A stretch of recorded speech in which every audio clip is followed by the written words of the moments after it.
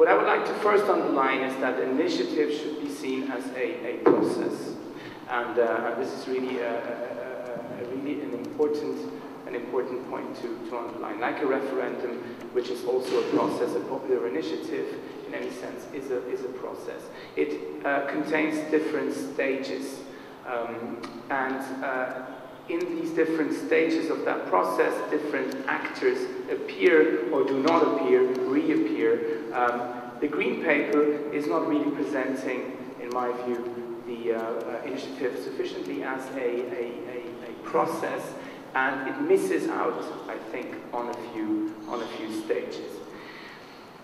Furthermore, what we have in the process is stages that are interconnected. We have some kind of path dependency in the system when you opt for a certain direction in stage 1, that will have an impact on the direction in stage 2, and so on and so forth. So far, what we don't have in the Green Paper is a vue d'ensemble of the process, I believe, where the different options are presented in terms of consequences of certain choices in a certain stage on the other stages. And then finally, the process is also embedded in existing structures. And here as well, the Green Paper does, here and there, consider the discussion of the ECI to have to be somehow linked to other forms of popular participation at the EU level, such as the petition, but in my view, it doesn't do it sufficiently. And it would be a good idea, I think, to reflect a bit more about the position of the ECI, or the future ECI, within the entire framework of participatory democracy. Contrary to petitions, an instrument that can be used by individual citizens, ECIs are instruments for transnational civil society organizations, transnational corporations, transnational EU-level political parties, etc., with a strong organization and resources at their hand. To come back to this, so it's not really citizen. To come back to the relationship between popular initiatives and petitions. Now, at EU level, the real difference that we find between a petition so far and a initiative, to be a bit provocative, is basically the substance and the receiver. The substance is a bit different, much more open in the petition world, where anything can go more or less. And the receiver is, of course, not the Parliament in the ECI. It is in the petitions case, but it is the Commission. But besides that, both do not lead to political consequences necessarily.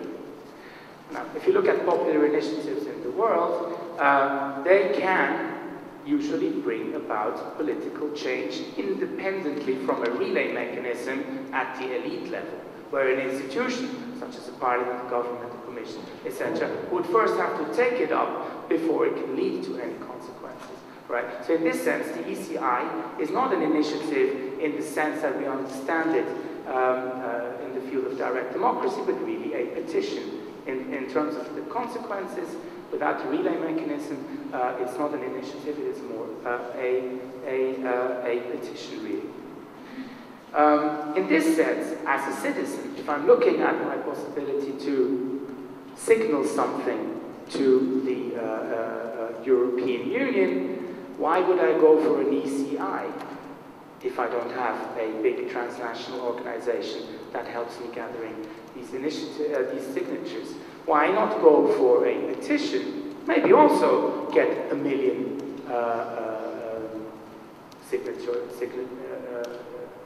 signatures, but distributed as I wish across the territory and as I am able to gather, and that I then give to the Parliament rather than to the Commission.